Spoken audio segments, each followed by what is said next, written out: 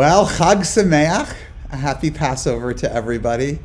It's a most unusual Passover, perhaps the most unusual Passover that we're ever going to celebrate in our lives. It's not particularly a happy Passover for everybody, but under the circumstances, we hope it's a happy Passover for you and those whom you love. We're going to be using tonight a Haggadah called the Humanistic Seder, a Humanistic Seder. It was written by yours truly. The artwork is by a temple member who grew up at our congregation, Sarah Dore Brooks. It is projected, as you can already see, on the side of your screen. Arthur is doing all of the technical work for the Haggadah, and hopefully it will, the cameras and everything will stay in place. But at any rate, we hope that you're patient with us as we try to be both the studio technicians, camera people, and the, what do they call it? The talent in front of the, right, the on-screen talent. Okay.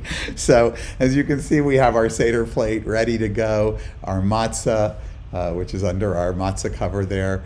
We hope that you have yours as well. We're going to go directly through the Seder, but of course, given that even though it's live, you can stop the video at any time. You can do your dinner, and I'll indicate, and so will the Haggadah, where that goes, and then you can rejoin later. But as far as Arthur and I are concerned, we're a little bit trapped here, so we're going to go straight through to the end of the Seder.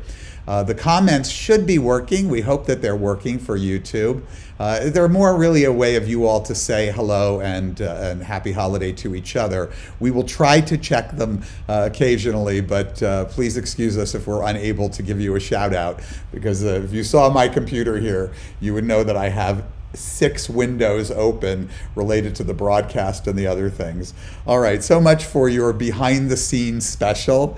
We're going to get right into it, and we're going to say to everybody here, Bruchim Habaim.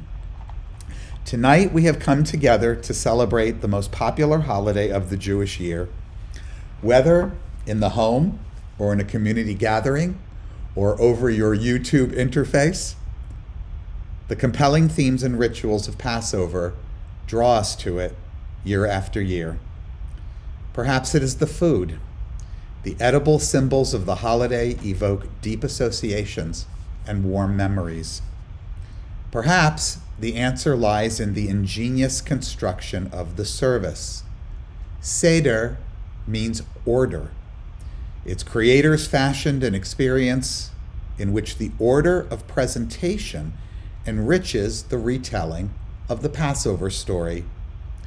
Though our humanistic Seder differs from theirs in content and emphasis, we honor the spirit of their creativity by retaining its ancient foundations. Perhaps it is the insistent message of freedom, the birthright of every human being.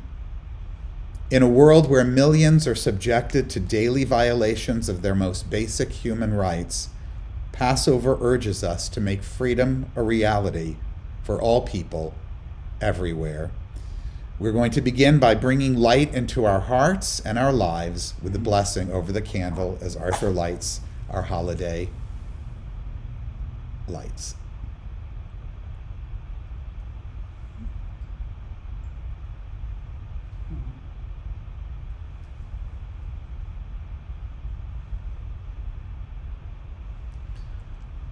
Baruch haor ba'olam, Baruch haor ba'adam, Baruch haor ba'yom tov, Baruch haor Bayom Tov. I think it did go out. Continuing on, as Arthur turns the page. Told you there was a lot to do here. In Jewish culture, it is wine that symbolizes great joy. On Passover, we maximize our good spirits by imbibing in not one, but 4 cups, or at least sips, of wine. The creators and subsequent interpreters of the Seder offered a variety of explanations for why on Passover we quadruple our consumption of wine. The traditional reason derives from a close reading of the Torah's tale of the Exodus from Egypt. There we find 4 different expressions used to describe the redemption of the Jews. The number 4 appears frequently in our Seder and in other Jewish literature. Shortly, we will ask 4 questions and hear about 4 children. Another use of this number is found in ancient rabbinical writings about the 4 corners of the earth. Tonight, we consider the urgency of bringing our holiday's message of freedom to everyone in any corner of the earth that they call home. In acknowledgement of the sweetness of freedom, we raise our first cup of wine. Please join us. Raise up your wine, or if you have some other beverage, that's acceptable too, but wine is the tradition. As we say, Brucha simcha ba'olam, misumenet b'fri agafen. Blessed is joy in the world, symbolized by the fruit of the vine.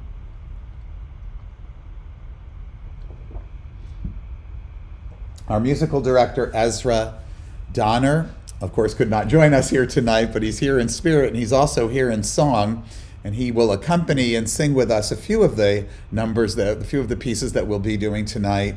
This is from the Song of Songs, and it speaks of the arrival of spring.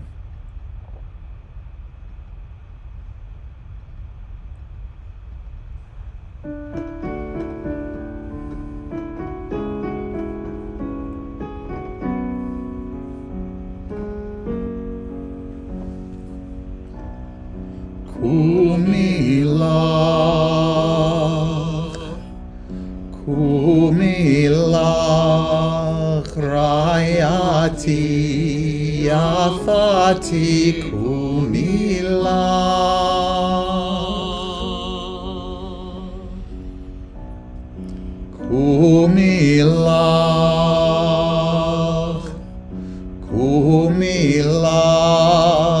rayati Yafati kumilach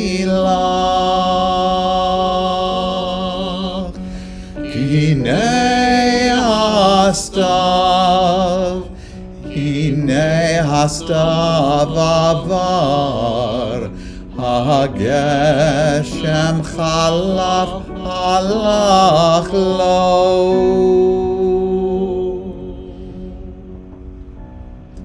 Kumilach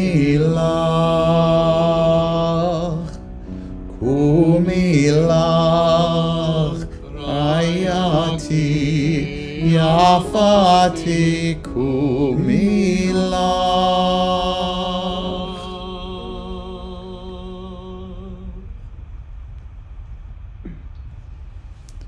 Arise, my beloved speaks and says to me, arise, my love, my fair one, and come away. For now the winter is past, the rain is over and gone. The flowers appear on the earth, the time of singing has come, and the voice of the turtle dove is heard in our land. The fig tree puts forth its figs, and the vines are in blossom. They give forth fragrance. Arise, my love, my fair one, and come away. Of course, if you're living in Southeast Michigan, you know that we went from spring, almost summer yesterday, to a much colder spring today. But nevertheless, we do acknowledge the karpas. Passover heralds the arrival of spring. Ancient Israelites perceived a natural connection between the rebirth of the land and the rebirth of their people.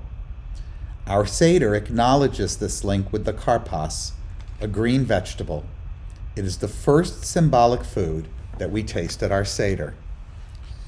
I have a special reading I want to share with you tonight, given the circumstances in which we find ourselves. This one, I'm sorry, you don't have on your screen. In the telling of the Passover story, we recount, as we will in just a few moments, the oppression that our ancestors experienced when we were, at least according to the legend, slaves in Egypt.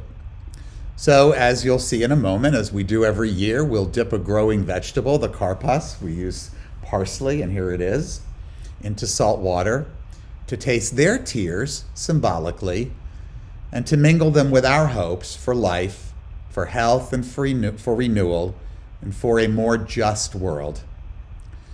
This year, and while I know we don't want to dwell upon it at our Seder, the tears are also ours.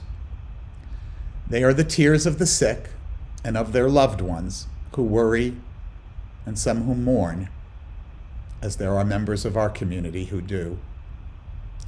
They are the tears of those who have lost their jobs, have no health insurance, live in isolation now, or who must go to work each day to provide essential services to others, taking their own health and putting it at risk.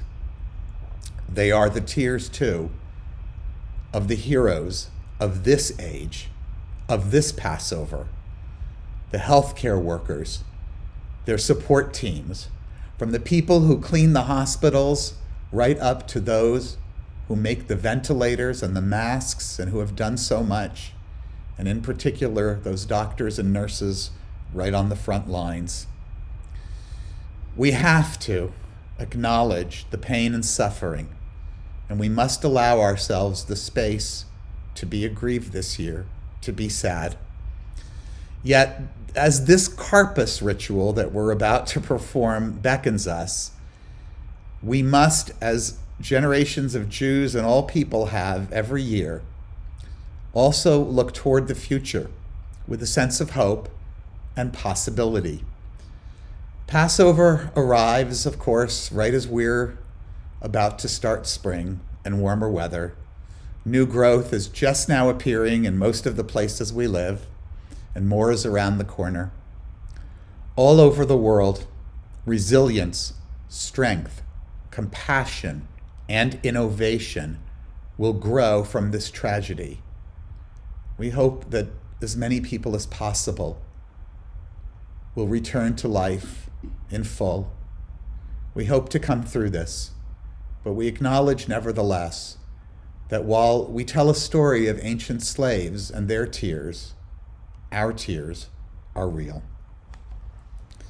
Take a piece of green vegetable. Probably you have some parsley, but I know that people have had a hard time getting things. We'll eat our karpas, dip it in some salt water. When I was a much more traditional, that is salty water. Woo! When I was a much more traditional Jew, this particular ritual was of particular importance because with a much longer Seder than we do, it represented the only food we were going to taste for a while. We say, Brucha Adama b'firya uvtuva, Brucha Adama b'chol od tifarta. The earth is blessed in its fruitfulness and goodness. The earth is blessed in all of its glory. Passover did not begin as a celebration of freedom. It began, at least in part, as a harvest festival called the Feast of the Matzahs, the unleavened bread. Over time, the holiday became associated with the saga of redemption from slavery. This uncomplicated bread of wheat and water took on fresh meaning as a worthwhile icon of the Israelites' emancipation from Egypt. A story circulated about how, in their haste to go forth from bondage, they had little time to spare, so they quickly prepared this plain bread to sustain them on their journey. The rabbis who created the Seder added yet another layer of meaning to the matzah. They recognized in its simplicity a bread of poverty. We now raise our matzahs and break one in half. We're going to pull out of this is a tripartite holder. We're going to pull out of this the middle matzah, and we'll break it in half. Okay, put the rest back for a moment. And then the custom is to take, I did that pretty evenly, is to take the larger piece and put it aside for later. Now that's the afikomen. And unless somebody is planning to come over here and create a revolution in my home, you guys aren't going to be able to search for that. So I'm not going to be hiding it right now, but I'm going to ask Arthur to at least put it out of view. Now, what I have done is I've prepared we'll put it in our cat house. What I have done is I've prepared a word search, but it's an unusual word search because there's only one word. And the word is afikomen. And the link to it is, I'm pointing down because if you're watching this on a YouTube screen and not a full screen, you'll see it underneath where it has the live stream information. And if you go to show more, you'll see a link to our very unusual one word, find the afikomen. So that's something you can do if you're find your attention wandering during the Seder. But later on, Arthur and I will retrieve from the cat's house our own afikomen. Anyway, I'll lift this piece of the afikomen, and I'm going to read one of the most beautiful things that there is in the Haggadah. This is the bread of poverty, it says. It was written in Aramaic, not to make this harder for people, but to make it easier, because Aramaic was their spoken day-to-day language at the time that this was written. Halachma anyadi achalu avahatanu be'aradim mitzrayim kol dichvin yete veyechol kol ditzrich yete veyifsach. This is the bread of poverty which our ancestors were said to have eaten in Egypt. Let all who are hungry come and eat. Let all who are in need come and celebrate Passover with us. So that, of course, we cannot do tonight, but we can share our Passover and share what we have, if we're fortunate to have what we do, with other people. And so in tribute to this Passover, I hope that you will take the opportunity, as we have, to find something worthy to donate to in honor of your loved ones, in honor of their safety. And we will continue at the bottom of the page with the Arba Kushiot, the 4 questions. The Seder employs a dizzying array of rituals and symbolic foods. The rabbis who shaped its observance sought to prompt participants to ask questions about them. So they composed 4 questions in order to get the conversation started. Our questions need not be limited to these. Theirs weren't either, by the way. But they are still a good place to start. Throughout the evening, we're going to address each one. Traditionally, reciting these 4 questions was the special job of the youngest person present. This is still a good practice. Asking questions, and lots of them, may be one of the most important things that we can teach our children. If you're with some children now, I invite you to recite them. This is the first Seder that I've been to in a long time where I'm the youngest person present, so I'll get the ball rolling. The translation is at the top of the next page, but we will first look at the Hebrew, and then you'll be able to see that when we do our little magical page turning on screen. Ma nishtana halayla hazeh mikol haleilot shebechol haleilot anu ochlin chametz umatzah chametz umatzah halayla hazeh kulo matzah halayla hazeh kulo matzah shebechol haleilot anu ochlin she'ar yirakot halayla hazeh maror halayla hazeh maror shebechol haleilot ein anu matpilin afilu pa'am echad halayla hazeh shetef amim halayla hazeh shetef amim shebechol haleilot anu ochlin ben yoshvin uvein mesubin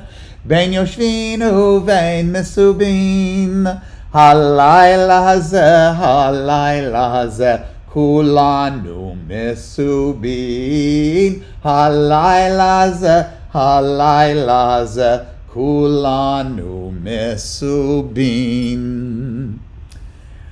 Why is this night different from all other nights? On all other nights we eat either bread or matzah. Why on this night only matzah? On all other nights we eat ordinary vegetables. Why on this night do we eat bitter herbs? Ours is this horseradish sauce. We usually like to get the actual horseradish root, but that wasn't so easy this year. On all other nights we do not dip our food. Why on this night do we dip twice? On all other nights we do not recline at a feast. My grandfather used to have a big pillow and an armchair like this that he would use, but I'm just using a regular chair. So tonight, why on this night do we hold such a celebration? So here's the introduction to our story. Imagine yourself living 2,000 years ago. The Jews occupy a world dominated by Greco-Roman culture. One of the most interesting customs of their time is called the symposium. Over wine and food, free people would gather to engage in storytelling, debates, or intellectual discourse in the context of a dinner party. For hours at a time, they would recline on couches, sometimes singing, sometimes engaging in games or other entertainment. Many believe that these symposia inspired our Seder. From the wine, to the songs, to the stories, to the custom of reclining, we find parallels with these extravagant Greco-Roman affairs. Like their symposia, ours features all kinds of stories and songs. One of the most famous of these is the Four Children. The ancient rabbis loved to play word games with the text of the Torah. If you've taken my classes, you know how that works. Through a careful examination of all its phrasing, they uncovered 4 different instances where they imagined parents explaining the Exodus story to their children. The differences among these 4 verses seem to suggest 4 different types of children gathered for the Seder. One wise, one wicked, one simple, and one who is too young to even ask. Why don't you read the bold parts? Yeah, the question. What does the wise child ask? What are all of these rules and laws and customs that we follow tonight? The tradition teaches us to answer in great detail, including all of the laws of the holiday. Modern people know that there must be more to our answers than that.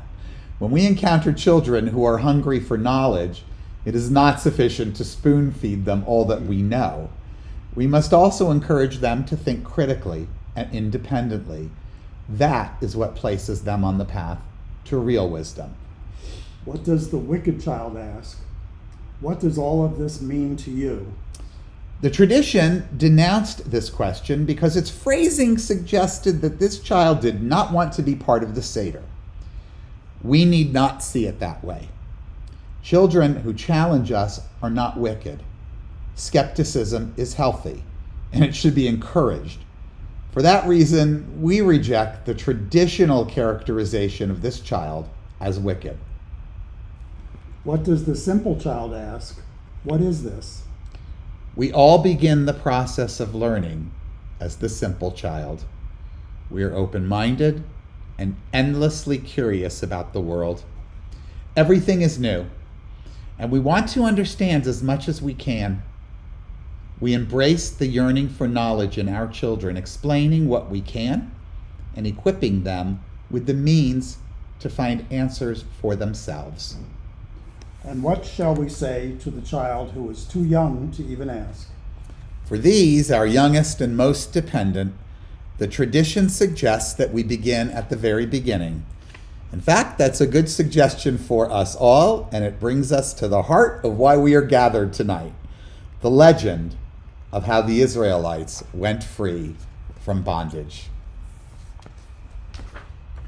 The mythos of the Jewish people begins with a man and a woman named Abraham and Sarah.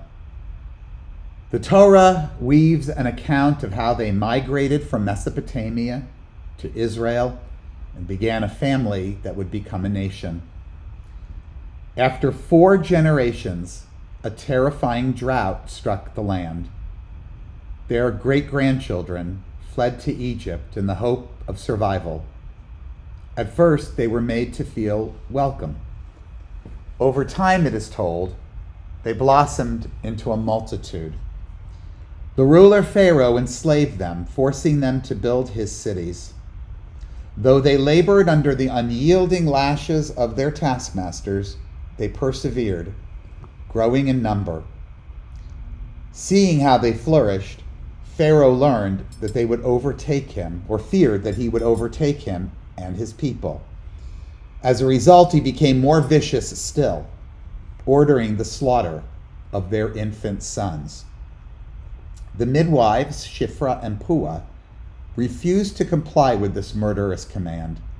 Some have pointed to them as role models for civil disobedience in the face of great injustice. One woman concealed her infant son in a papyrus basket and floated him down the river. Actually, it says in the reeds, but the narrator, the Midrash, says the river. The baby's sister Miriam tracked him all the way to the palace where Pharaoh's daughter was bathing in the river. The princess drew the child from the water.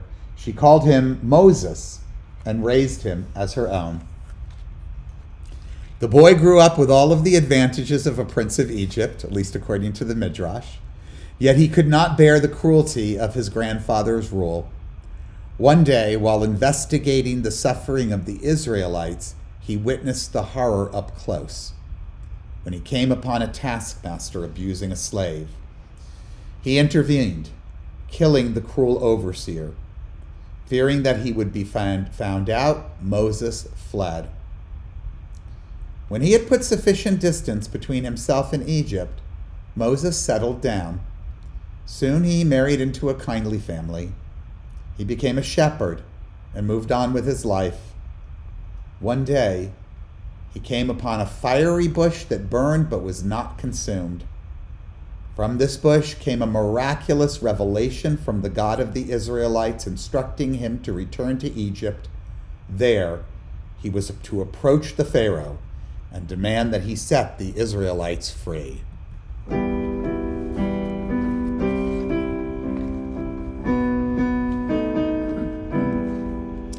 When Israel was in Egypt land, let my people go.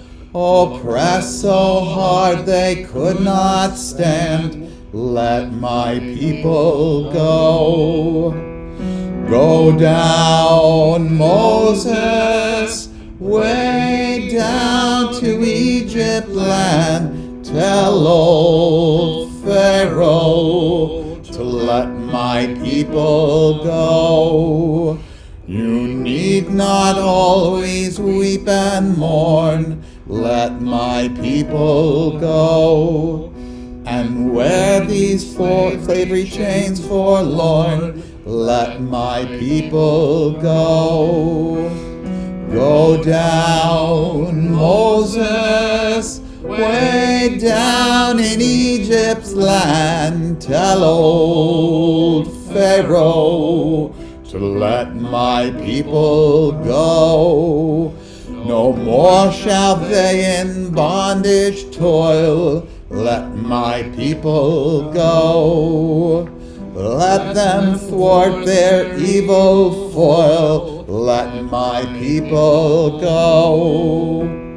Go down, Moses, way down to Egypt's land. Tell old Pharaoh to let my people go. Pharaoh was indisposed to cooperate. Not time for the next song quite yet. So the God of the Israelites punished him and all of Egypt with 10 frightening plagues. And though Pharaoh seemed willing to acquiesce after each plague struck, he continually changed his mind until the last and most horrific plague, when the God of the Israelites took the lives of every firstborn Egyptian. After the terror of this final plague, Pharaoh finally gave in. The Israelites were free to go. Avadim hayinu, ata b'nei chorim, Avadim hayinu, ata b'nei chorim, Avadim hayinu, ata b'nei chorim, Avadim hayinu, ata b'nei chorim, Avadim hayinu, ata b'nei chorim, Avadim hayinu, ata b'nei chorim. The story does not end here, however. For reasons unstated, Pharaoh again changed his mind. He ordered his military to pursue the Israelites, chasing them to the Sea of Reeds. With their backs to the sea and their destruction assured, the Israelites despaired. Yet their God had one more miracle in store for them. He divided the sea and they passed through it on dry land. When the Egyptians attempted to do the same, the sea closed over them and they perished. We now know that the story we have just told is the product of Israelite imagination. It does not describe actual events. There are aspects that are somewhat disturbing. Some parts of the narrative even suggest that Pharaoh is not completely responsible for his own behavior. Just when it seems that he might relent, the Israelites' God actually hardens his heart. In any case, both Pharaoh and the God of the Israelites are responsible for much torment. To our modern sensibilities, neither of them come out looking very good. Yet, if we strip away these and other problematic elements, we are left with a theme that continues to inspire: the thirst for freedom. How many people of the earth have suffered under the taskmaster's lash? How many cultures continue to live in misery? The slavery and redemption described in our legend may not depict actual events, but they do portray real human shortcomings. They remind us that at their worst, people exploit each other with little regard for their shared humanity. Our legend also portrays real human heroism. It reminds us that, like Moses or those midwives, Shiphrah and Puah, history of the Jews has frequently revealed the worst in people. As a tiny nation, Jews were vulnerable to countless cruelties. When it was possible, they fled in search of safer homes, but it was not always possible. Their history of suffering came to an awful climax in the 20th century, when they fell victim to a horrifying genocide. Yet today, for the first time in millennia, Jewish communities are flourishing almost everywhere in the world. Does this not call for a special responsibility? Sadly, we do not find that adversity leads inevitably to an elevated ethic of compassion. Sometimes pain creates so much bitterness that those who were once oppressed become the oppressors. We must make every effort to overcome this tendency. Perhaps our Seder can help us do just that. Let us strive to translate its core idea into reality. Let our celebration of freedom encourage us to double and redouble our efforts to ease the lot of those who have yet to taste true freedom. Unfortunately, there is no difficulty finding such people.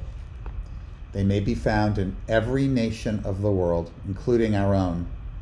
They are children who go hungry each day.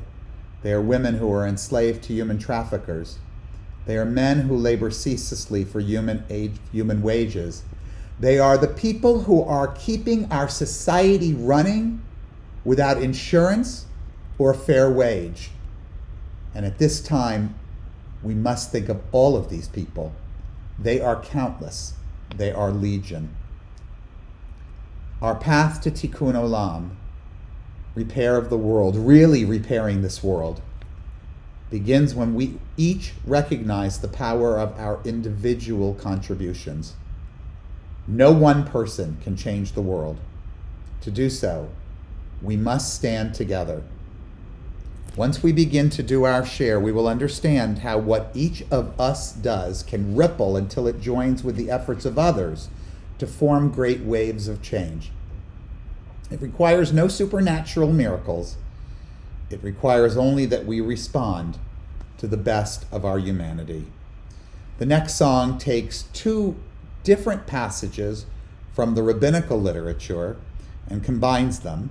One we're familiar with, if I am not for myself, who will be for me? And if I am only for myself, what am I? And if not now, when? From Rabbi Hillel. And the other from this Haggadah, or the traditional Haggadah. In every generation, Jewish people should imagine themselves having come out of Egypt to freedom.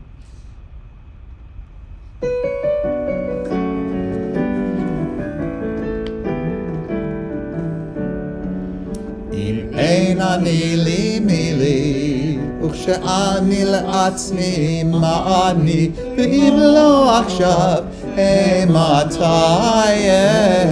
מתי. אם אין אני לי מילי, וכשאני לעצמי מה אני, ואם לא עכשיו, מתי, מתי. בכל דור ודור חייב אדם לראות את עצמו כאילו הוא חייתה ממצרים. אם אין אני לי מילי, וכשאני לעצמי מה אני, ואם לא עכשיו, מתי, מתי. Continuing on the next page. Our story recounted some dreadful plagues brought upon the Egyptians by the God of the Israelites. In responding to this, our tradition developed an important custom. It was enshrined in the Haggadah. As each plague was recited, participants expressed their sadness for the Egyptians, yes, for their oppressors, by pouring out some wine and thereby decreasing their cup of joy. Our story depicts Pharaoh as the villainous persecutor of the Israelites, but it is not they alone whom he afflicts. The consequences of his deeds generated great hardships for his own people. They bore the burden of his decisions. How many times throughout history has a ruthless tyrant brought anguish upon the very people that he was charged to lead? In remembrance of the misery of all who have been afflicted in this way, we participate in the ritual of partially emptying our cups of wine as we recite the 10 plagues. In my home growing up, we had the custom of dipping a finger in. We always used our pinky. Some people use a spoon. I will recite them in Hebrew, and Arthur will then repeat them in English, beginning with Dam, blood, Tzifardea, frogs, Kinim, lice, Arov, wild beasts, Dever, pestilence, Shechin, boils, Barad, hail, Arbe, locusts, Choshech, darkness, Makat Bechorot. slaying of the firstborn. I don't usually fill my Seders with a lot of jokes, although those of you who have been there have a few.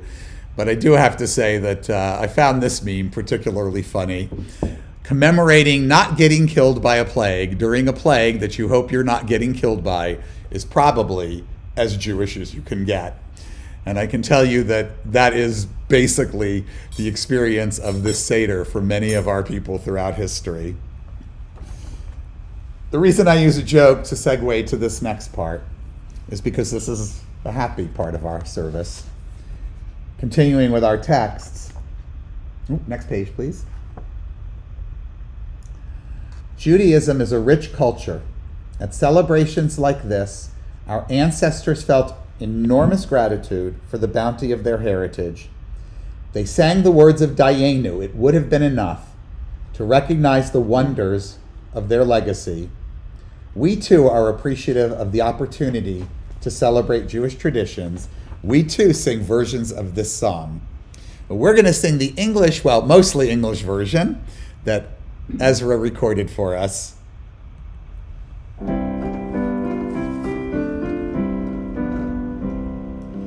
Even if we had no Moses, but if we had won our freedom, but if we had won our freedom, Dayenu, Dayenu, Dayenu, Dayenu, Dayenu, Dayenu, Dayenu, Dayenu, Dayenu, Dayenu, Dayenu. Even had we won our freedom, but we had not won our homeland. If we had not won our homeland, Dayenu, Dayenu, Dayenu, Dayenu, Dayenu, Dayenu, Dayenu, Dayenu, Dayenu, Dayenu, Dayenu, Dayenu. Even had we won our homeland, but we had no written treasures. If we had no written treasures, Dayenu, Dayenu, Dayenu, Dayenu, Dayenu, Dayenu, Dayenu, Dayenu, Dayenu, Dayenu, Dayenu. If we had our written treasures, but we did not have our music. If we did not have our music, Dayenu, Dayenu, Dayenu, Dayenu, Dayenu, Dayenu, Dayenu, Dayenu, Dayenu, Dayenu, Dayenu. Even if we had our music, but we did not have each other. If we did not have each other, Dayenu, Dayenu, Dayenu, Dayenu, Dayenu, Dayenu, Dayenu, Dayenu, Dayenu, Dayenu, Dayenu, Dayenu. All we need is here before us, music, stories, and each other, our own homeland and our freedom, Dayenu, Dayenu, Dayenu, Dayenu, Dayenu, Dayenu, Dayenu, Dayenu, Dayenu, Dayenu, Dayenu.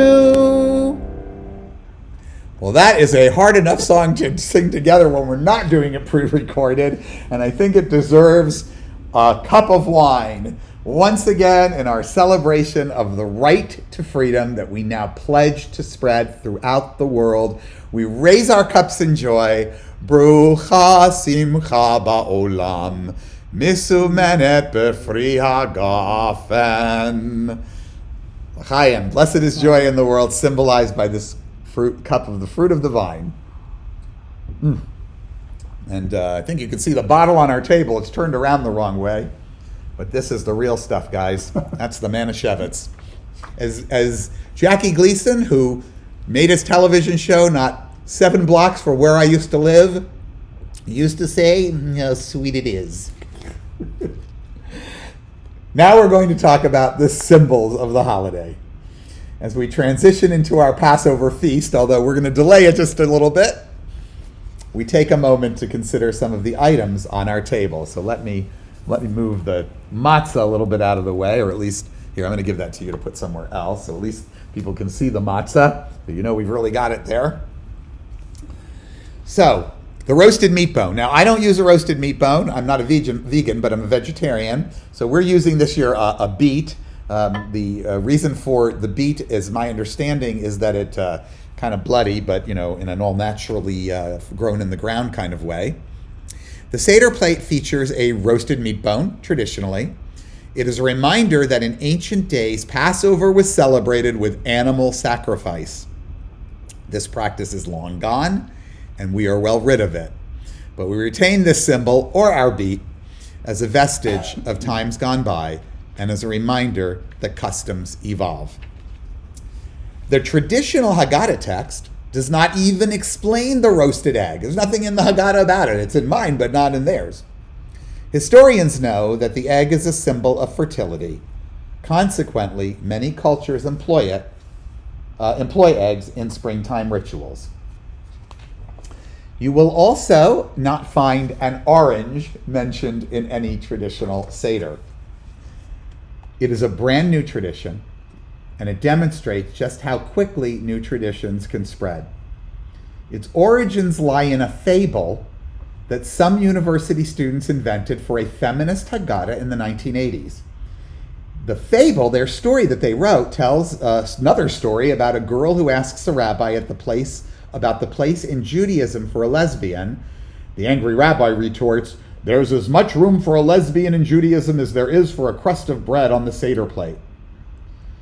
When a prominent professor of Jewish studies, and you don't have the footnotes, but I'll tell you, is Dr. Susanna Heschel, came across the students' Haggadah, it gave her an idea for a new ritual. Placing bread on her Seder plate was out of the question. This, she believed, would suggest that people who were different violated Judaism. But maybe another symbol might do the trick. She selected the orange, noting that it suggests the fruitfulness for all Jews when lesbians and gay men are contributing and active members of Jewish life. Today, thousands of Jews across the world place an orange on their Seder plate. It's for everyone who needs to be included, and continues to serve as a proud statement of that inclusivity. And just before I continue, I think one of the most interesting things about how traditions develop is when people begin to take them at face value. All of the previous Haggadahs that I had read with the orange in them stated that the story of the girl asking the rabbi about the place of a lesbian was the true story that inspired the orange. And it was only with a little bit of digging, it's not so hard nowadays, that I discovered that it was a story inside another story, and another story that was true, featuring Dr. Heschel. And she is the daughter of Rabbi Abraham Joshua Heschel, and a great scholar in her own right, created this tradition. It only took maybe 20 years for that to happen. So you can imagine what can happen in thousands of years. All right, let's take a look at the final two items on our plate, which we will consider together. First, we have maror, the bitter herb. That's this stuff right here. And in our case, we're using, as I mentioned, horseradish sauce because we could not get the real thing this year. It reminds us of the pain of slavery, this bitter herb. We also have the charoset, sweet combination of wine and fruits and nuts. The charoset symbolizes the mortar used by the Israelite slaves to build Pharaoh's cities. Customarily, we dip the maror in charoset. It's a little bit harder, but we will do our dipping by the creation of the Hillel sandwich in a moment. And these are a small reminder that life can be bitter and sweet, and that sometimes we even experience both at once. Rabbi Hillel, who lived over 2,000 years ago, was a significant figure in Jewish history. That's why they name all those schools after him.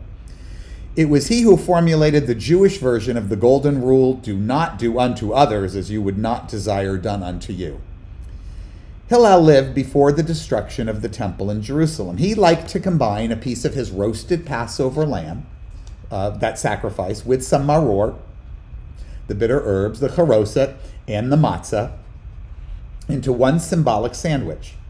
We no longer make Passover sacrifices, but we can still commemorate Hillel's importance to our history by combining the other symbolic foods. So in his memory, let's enjoy a Hillel sandwich. So take some matzah. You can break it in half. Oh, yeah, you can use that one. That's okay. And then take a little bit. Now, remember, there would have been some lamb on this, so we did not get credit for inventing the sandwich. We're putting the matzah in a long time after that idea came up. Somebody came up with that idea. We know who he was. All right, I'm going to give Arthur some bitter herbs. I'm going to take some too. I think this is a very Jewish thing. Horseradish and mixed in with apples and nuts and raisins. It is not exactly your top 10 recipe for Jewish stuff, but who can deny it when you taste it? That is really one of the most Jewish things that we eat every year.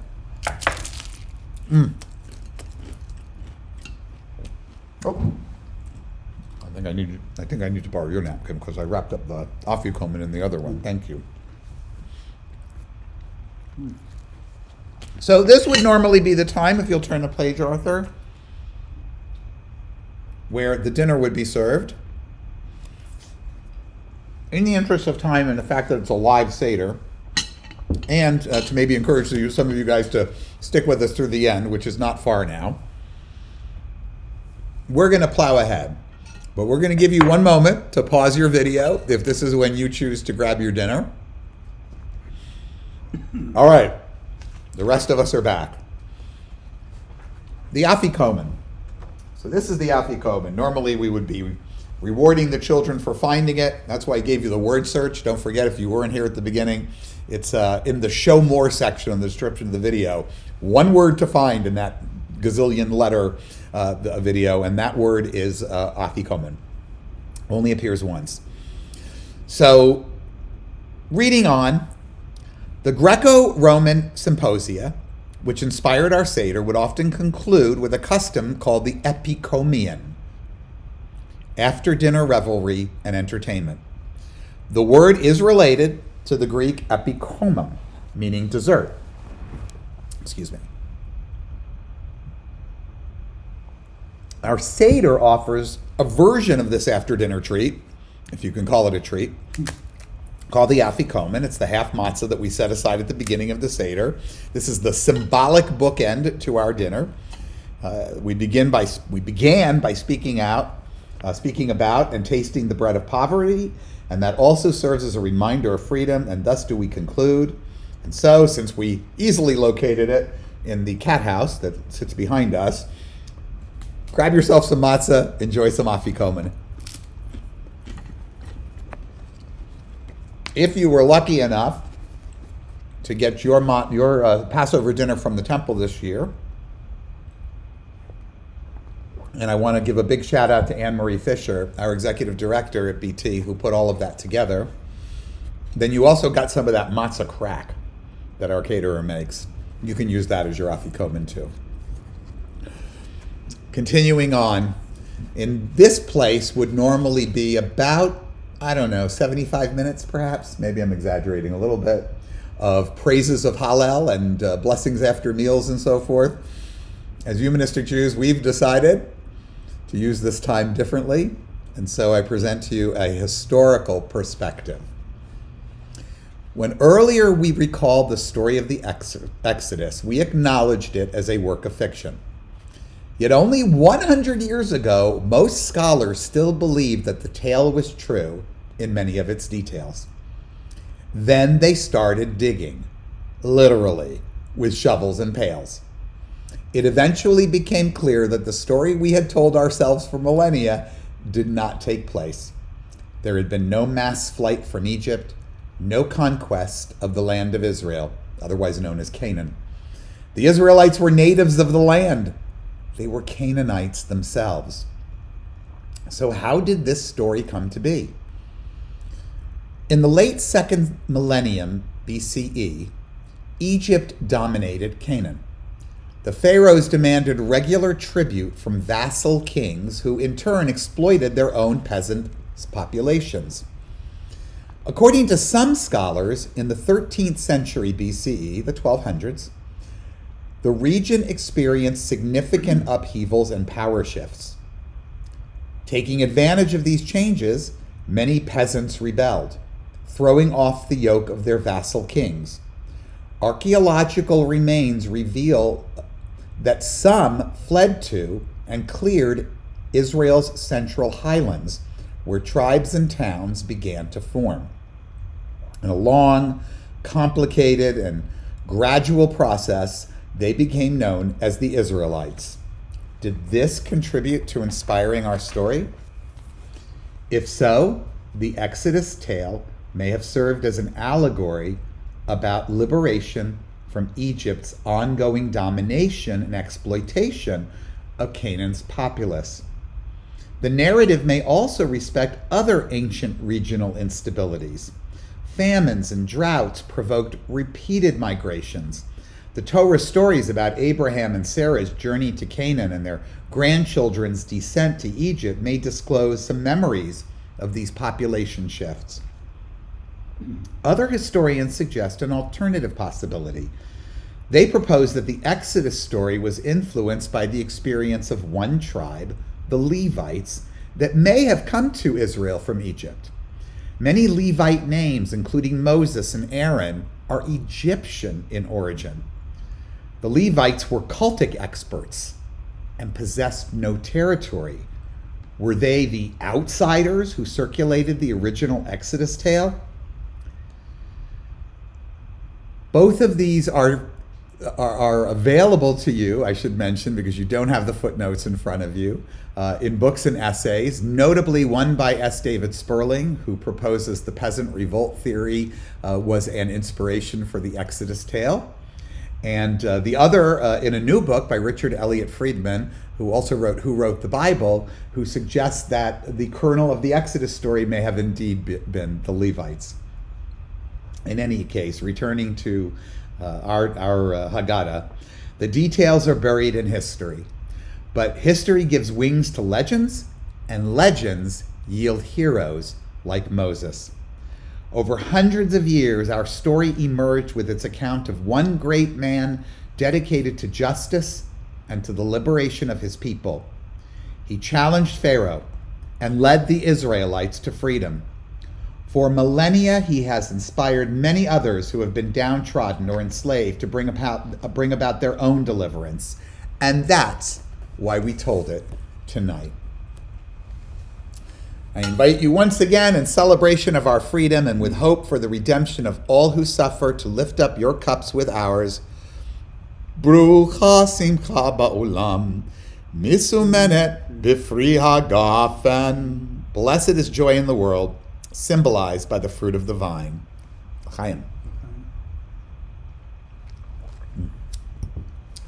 We move now to one of everybody's favorite traditions, and we're going to depend upon you all at home to help us have this ritual, because we're a little hemmed in here, and that's when we talk about Elijah's cup. When they created the Haggadah, the rabbis argued about whether there should be 4 cups of wine or 5. The first 4 cups symbolized their interpretation of the 4 expressions of redemption in the Exodus story. It was a literary piece. The 5th cup was intended to represent the future redemption of the Jewish people. It was believed that a messianic figure would someday come to save the Jews, and they imagined that the biblical prophet Elijah would herald his appearance, so they called it Elijah's cup. Today, we understand that there will be no redemption and no Messiah. This does not mean that the world does not require transformation. It means that we must be our own saviors. It is we who must serve the cause of freedom. It is we who must bring social justice. It is we who must preserve the planet. In addition to Elijah's cup, a folk tradition arose whereby we opened the door to invite Elijah to our Seder. This custom actually originated as a response to those who spread evil lies about Jewish customs. Opening the door revealed to the outside world that nothing nefarious was taking place at their Seder.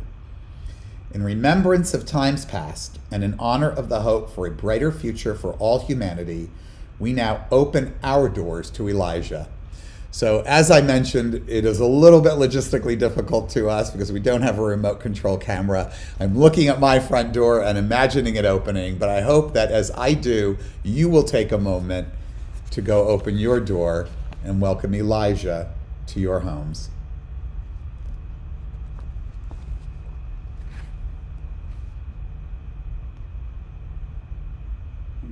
I don't know what that is either.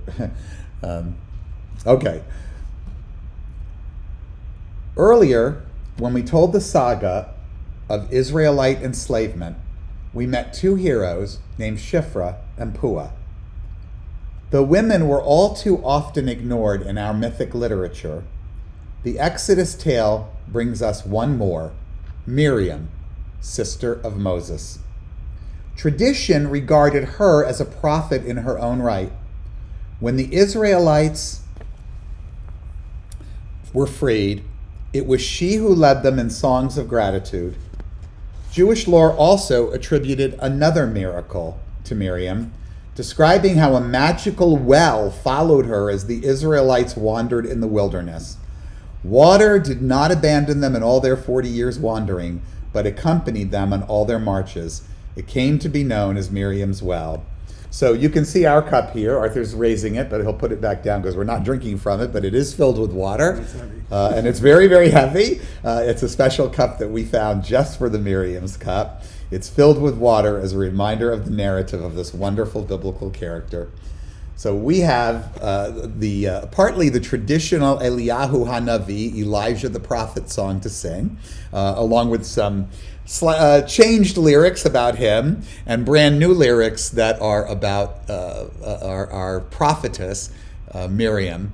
And so we'll sing together Eliyahu Hanavi and Miriam Haniviyah.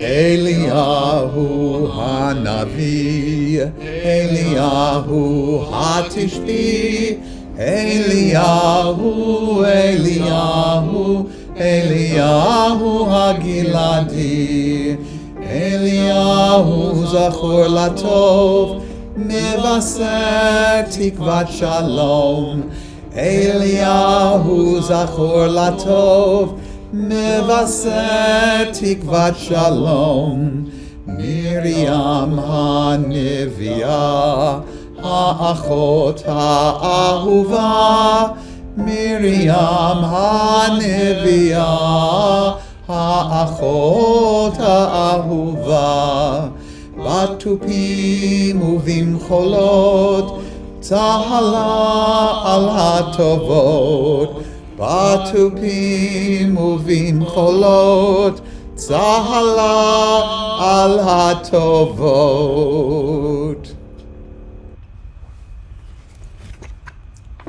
We come now to the end of our Seder, known as the Nirtzah. Because it rhymes in the original, I came up with a rhyme here. I don't know whether I love it or not, but I think that it definitely rhymes. And so Arthur and I will read it together, followed by our last glass of wine, a wish for the new year, and also a closing song or two. Together, our Passover Seder has come to its end. With cymbals and songs we did blend, new meanings with stories from ancient days, retaining their power to amaze. May we merit to gather again next year for this powerful tale we long to hear, and taste of its symbols and savor our wine, and like Roman nobles in freedom recline. Raise up our final glass as we say, Brucha Simcha Va'olam, Misumenet B'fri Hagafen. Blessed is joy in the world. May there be more joy in the world. May this be the ushering in of a happier time for all of us when we get through this. L'chaim.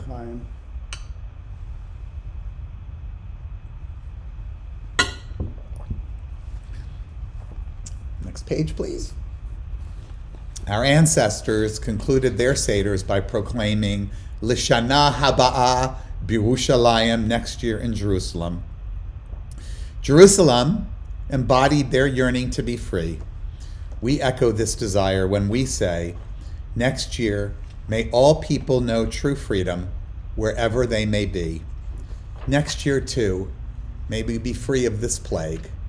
May we gather together, loved ones embracing each other, together as a community, wherever we may live in the world. May the whole world celebrate spring next year, and may we return to our lives as normal. May those who are sick recover.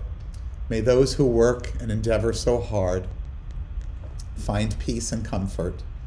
And may we finish this season of joy, our hearts filled with gratitude towards those who make so many sacrifices. So I'm going to ask Arthur to turn the page. We're not going to actually sing Haggadah here because it's really long, and it's one of those songs that requires a lot of people. But you can see that we have it here, and it's an old Aramaic folk song. It's a cumulative song, like the 12 days of Christmas and so forth. If you'll turn the page, though, Arthur, I will point out, I think this is worth getting my Haggadah alone. I was not that crazy about the angel of death and so forth in the original. And so we changed it to the health inspector who closed down the butcher that slew the ox and the State Board of Health that fired that health inspector. So that was our joking way of making this lighthearted song a little bit more appropriate for our holiday. But we are going to finish with a song called Adirhu. It's at the bottom of page, well, you don't need the page unless you're reading along in your own paper Haggadah. It's slightly rewritten, but it expresses the hope that at last there will come soon for everyone freedom. May it come speedily in our days.